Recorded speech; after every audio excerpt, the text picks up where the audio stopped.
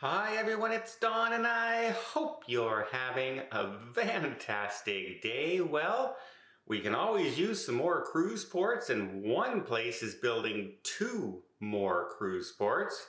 We also have the story of MSC that's moving into a brand new cruise terminal and a brand new cruise port coming in 2025. Then we have a story of what not to do as a passenger on an airline. And finally, I have to tell you, I'm a little disappointed today because I've decided not to go on this cruise that I was planning, that I was kind of keeping a secret because it's one of those bucket list cruises. But something's going on right now that it just forced me to, maybe right now is not the right time to go.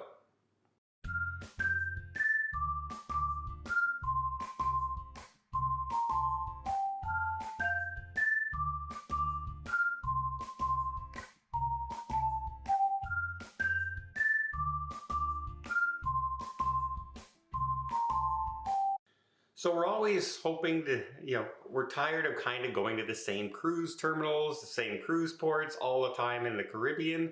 We are looking for more and more places to go. Well, the Dominican Republic is working on that right now, and they have already started as of September of last year, the first stages of reconstruction of Cabo Rojo cruise port. And it's going to be able to hold a couple medium-sized cruise ships. They're going to be building a brand new terminal area there and a new area for tourists. And they're hoping to spread more of the tourism down south in the Dominican Republic. And they've also started, we're going to start working on this other one. It's called Arroyo Barril Port. And it's basically one long dock that they've been using for container ships and smaller vessels like that unloading cargo. Well, now they're going to transform that to also be able to take in cruise passengers, build cruise terminal and things like that. A $60 million investment that they're doing, and more areas that we can visit and more areas of the country we're able to get to. I think that's a pretty good thing for us to see. Also, MSC has announced that in 2025, it's moving one of its ships. Guess where? That's right, Galveston, Texas, because everything in Texas is bigger. And so they're sending another type of ship down there and another cruise line down to Galveston. That cruise port is just growing and growing and growing. It's pretty outstanding, actually. So good on them. That's another choice. They're looking to be in direct competition with the mainstays down there of Royal Caribbean and Carnival Cruise Line. They want to give them some big competition. They are the 3rd biggest cruise line in the world right now, and they have more and more ships coming out in the future. Now, let me tell you this story. I was reading this one, and it's kind of a strange one because I kind of thought these days were kind of gone, where somebody would kind of behave like this. Well, a gentleman was flying on a flight on Spirit Airlines, and he was flying to Florida. And the lead attendant on there, the man kind of pulled her aside a little bit and said, hey, we would like, how would you like to join the Mile High Club? And if you should know, if you're above the age of 10, what the Mile High Club means. And she, politely said no, blah, blah, and she said no. Okay, just try to keep away from him. But then later on, another flight attendant was there. Oh, by the way, she moved him from an aisle seat to the window seat. So he could not disturb the attendants as they were doing it. At least that's what she thought.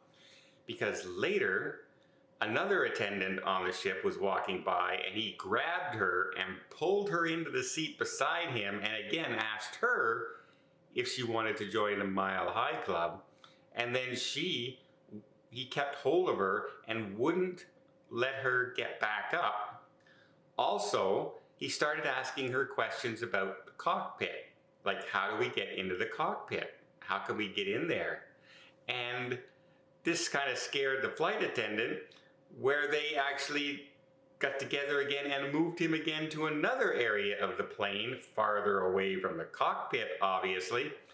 And it was a completely empty row of seats, and the man, instead of sitting in his seat quietly, decided to lie down across the floor of the plane, stopping all service to the rest of the passengers on board.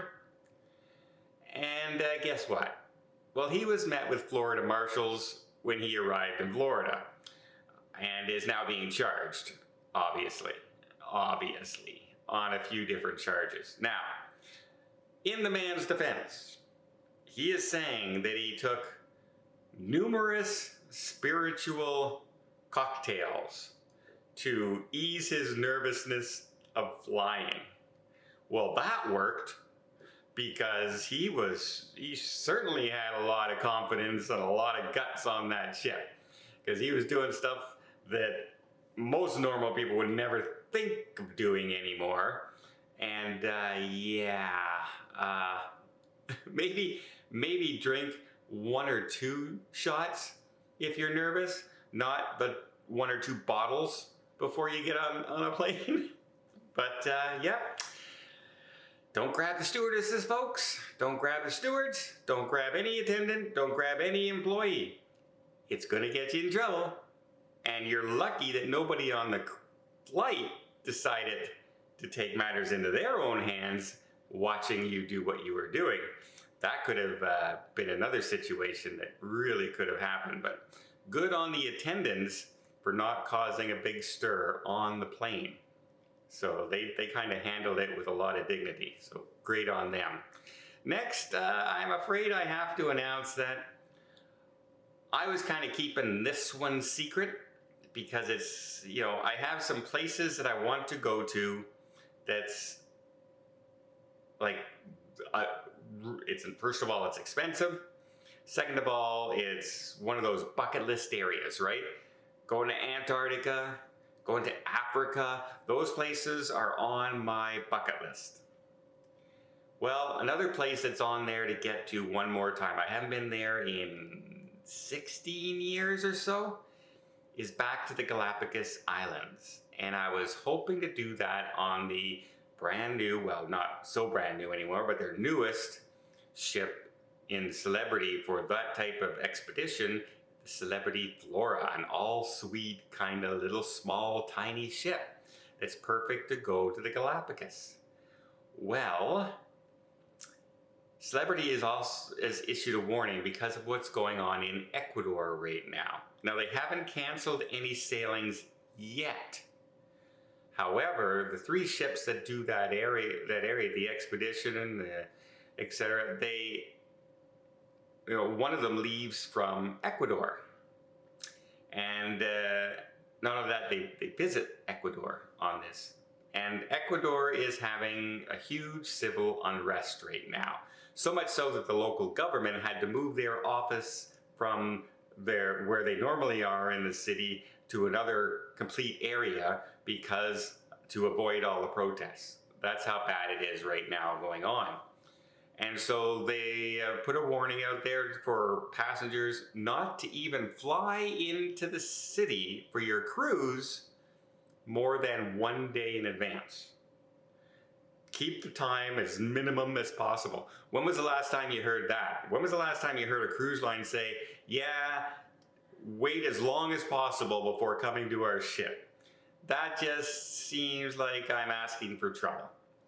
And so I said, you know what? It's going to blow over at some point, and I will just reschedule the cruise then. So the one I have booked, I've changed, and I'm not going to tell you the date because I want to surprise you when I do it. I wasn't even going to announce it, and all of a sudden I was just going to guess where I am, and then you would see the Galapagos Islands in the background. That's something I want to get done this year. Next year, Africa. Africa is on my bucket list for next year. a safari and a river cruise in Africa. That's a big one. That's a huge one. And I got to save for that one.